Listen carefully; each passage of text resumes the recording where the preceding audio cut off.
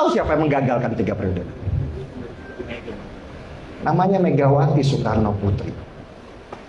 Ketika Pak Jokowi menghadap kepada Bu Mega meminta restu untuk 3 periode, apa yang beliau bilang?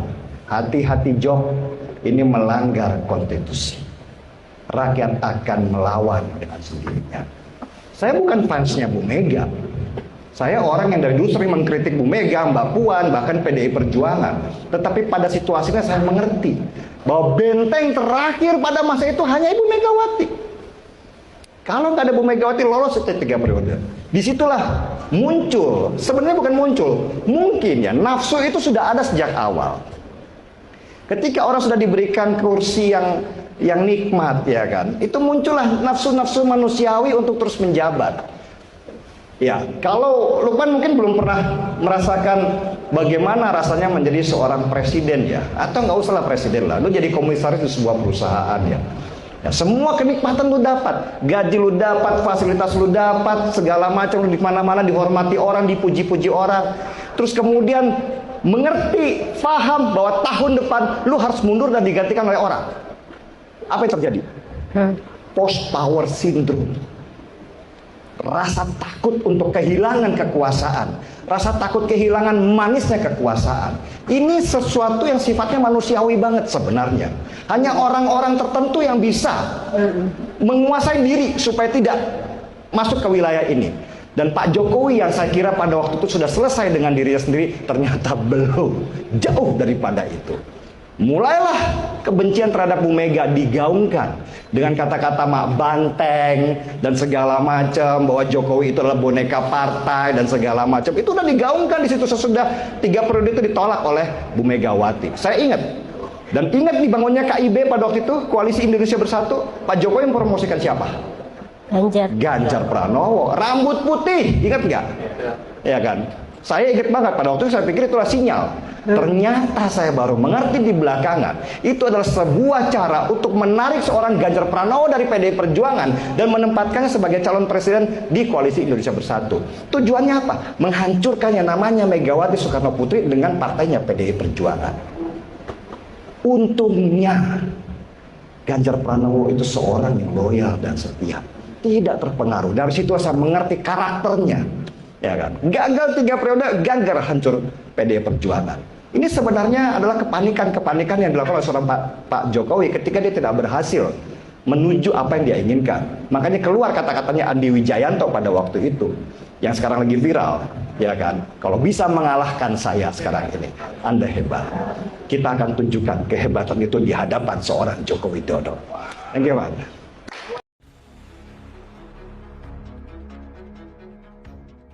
Saya sudah ngomong, nanti Jokowi itu turun dari kekuasaan, seluruh daftar kasus dia udah pegang. Dia sadar rakyat akan mendesak dia untuk masuk penjara. Kalau tekanan itu kuat, satu demi satu kasus akan dilepas. Tujuannya apa? Supaya dia tidak menjadi bidikan. Orang-orang di KPK itu adalah komplotan Jokowi. Mereka hasil 30 juta US dollar revisi undang-undang yang didanai oleh Jokowi. KPK minta untuk adili Jokowi. Saya mau lihat anak-anak muda itu panjat gedung KPK. Satu saja proposal. Adili Jokowi, Gibran, Kaisang, dan oligarki. Jangan kemana-mana dulu. Kenapa? Prabowo juga korban. Polisi korban, TNI korban, mahasiswa korban. Seluruh elemen bangsa korban kebiadaban. Tikus gorong-gorong Presiden Joko Widodo. Itu intinya. Itu pesan saya, mohon jangan diedit. Disebarkan sebagai pemantik kesalahan. Anak nggak boleh takut.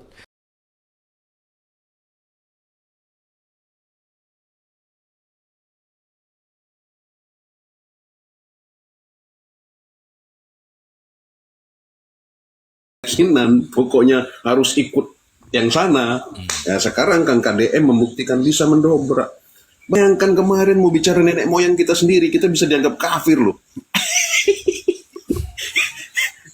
Mau bicara nenek moyang kita sendiri. Nah sekarang kita berani ngomong kayak gini. Ini bagusnya Kang KDM itu. Gitu aja Bang. Biar tambah seneng, biar tambah semangat nih bicara kayak gini. Ya kalau wilayah urusan Sinchan, aku nggak ikut-ikut. Lanjut kan.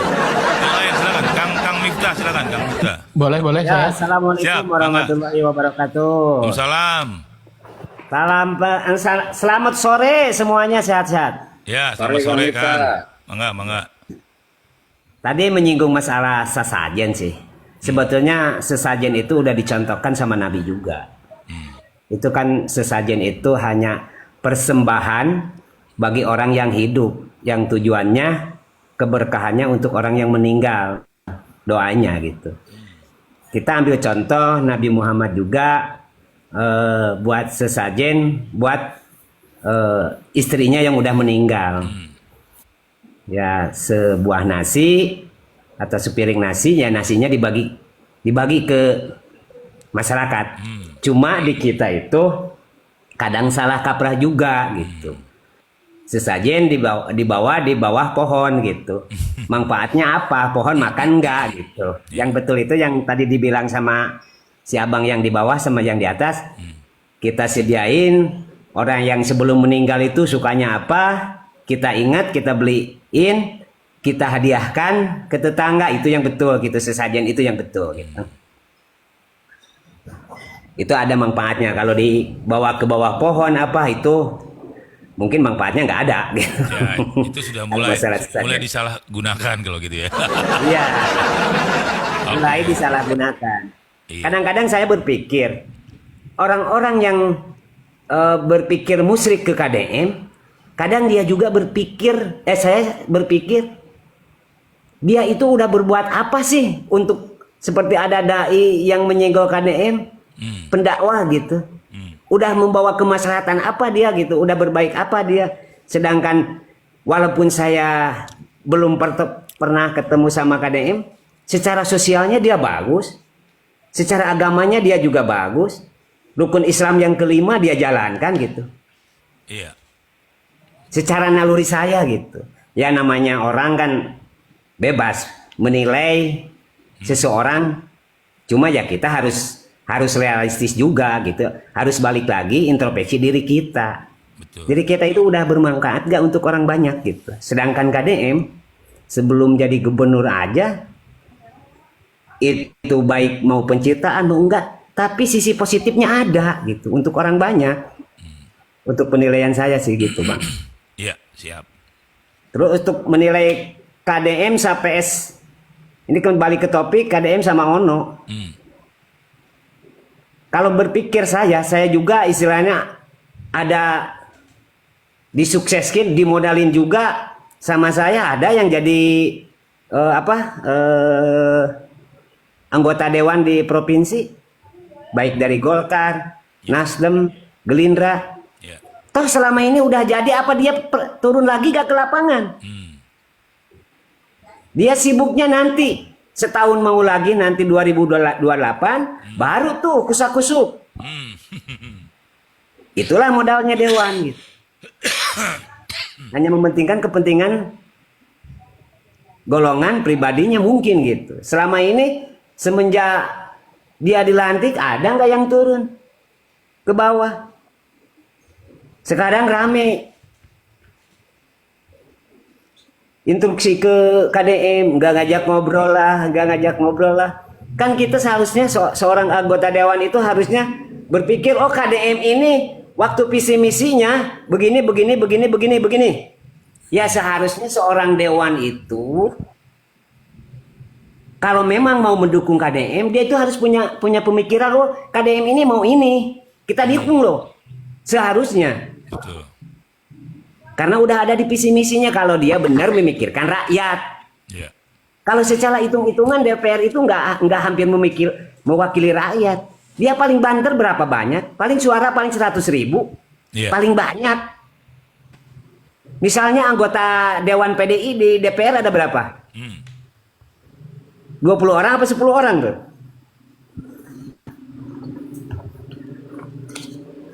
Cuma berapa ribu yang mewakili rakyatnya gitu. Kalau saya sih merasa tidak merasa mewakili gitu seorang dewan itu untuk kepentingan rakyat, yang justru dia wakili itu untuk kepentingan partainya masing-masing. Gitu aja. Baik. Pak Kemas. Oke. Pak Prabowo menggandeng wapresnya itu orang yang ahli ekonomi.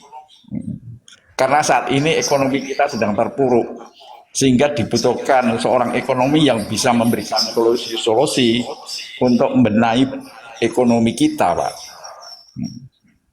itu sangat mendasar ya ekonomi kita. Kalau ekonomi kita terpuruk, nanti nama Prabowo yang akan jatuh gitu. Nah itu dasarnya seperti itu Pak. Jadi kemarin Gibran itu saya kira salah omong lah, salah dapat masukan dari mana itu menyesatkan tuh.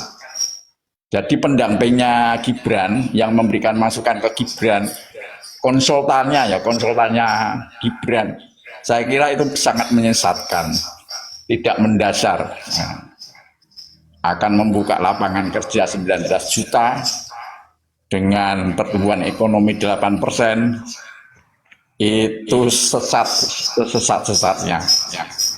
Karena untuk membuka lapangan kerja tadi ya 19 juta, kita butuh investasi 80.000 triliun. Untuk menarik investasi 1.000 triliun aja kita itu megek.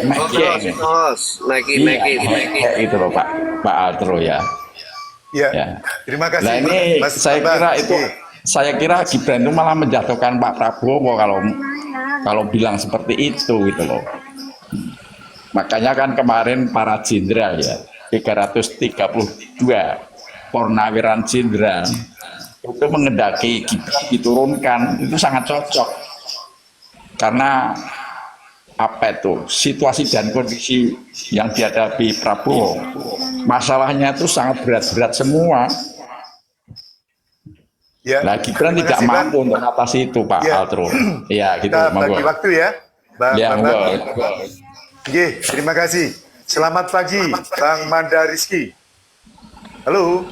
Selamat Manda. pagi Bang Hos, Assalamualaikum. Selamat pagi semua Waalaikumsalam. Bang. Selamat pagi Ya. juga. Salam Ya. sehat selalu. Terima kasih ya Hos, saya dikasih kesempatan naik. Ya, sama-sama pagi. Kak Manda. Silakan Kak, disampaikan komentar dan pandangan Kak Manda ya terkait Ya. janji-janji Wapres. Monggo, silakan Kak. Iya Hos. Terima kasih Hos. Sekarang gini ya Hos, saya mau katakanlah curhat dulu ya Hos. Saya dulu pilih Pak Jokowi karena memang saya tidak percaya sama Pak Prabowo. Ya. Nah, dan setelah keputusan MK 90 ya Hos ya, ternyata ya disitulah saya merasakan bahwa Jokowi ternyata tidak membangun Indonesia, tapi malah merusak Indonesia. Nah, dan di situ Hos, saya itu setelah sebelum pemilihan Hos, saya itu sudah mengatakan kalau hukum rusak itu pasti akan jangankan orang lain. Saya waktu itu tidak mengatakan investasi orang lain Hos, saya sendiri. Kalau hukum itu di Indonesia rusak, saya sebagai orang Indonesia 2020 itu mengganti warga negara saya. Padahal merah putih itu saya pertahankan Hos, pertahankan. Saya tetap cinta Indonesia, saya tetap cinta Indonesia. Entah kenapa tahun 2020 itu setelah pemilihan kedua Jokowi, saya itu berpindah warga negara Hos. Mungkin karena Tuhan itu sudah tahu ya Hos ya, menyelamatkan saya. Itu. Nah, di situ sejak putusan MK itu saya sudah merasakan bahwa Jokowi itu adalah perusak Indonesia. Itu loh. Nah, itu kan di Oktober Hos. Dari bulan berapa 3 itu sudah ada yang memperingatkan jangan terlalu cinta sama Jokowi. Saya masih membela Hos sampai bulan Agustus itu bahwa Jokowi pergi ke Cina, dikatakan oleh Rocky Gerung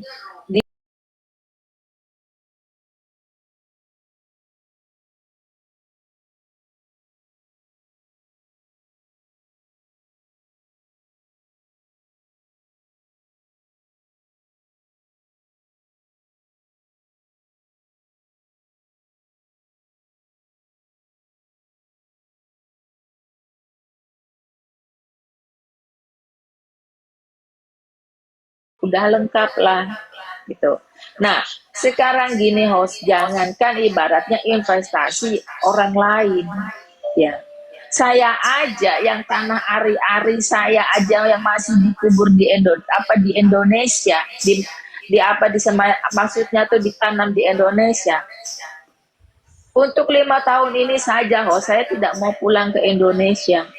Dan semenjak dikatakan bahwa Prabowo menjadi presiden pemenang Indonesia, saya mengatakan kepada anak saya, sampai saat ini udah cukup, aku akan investasi di Indonesia.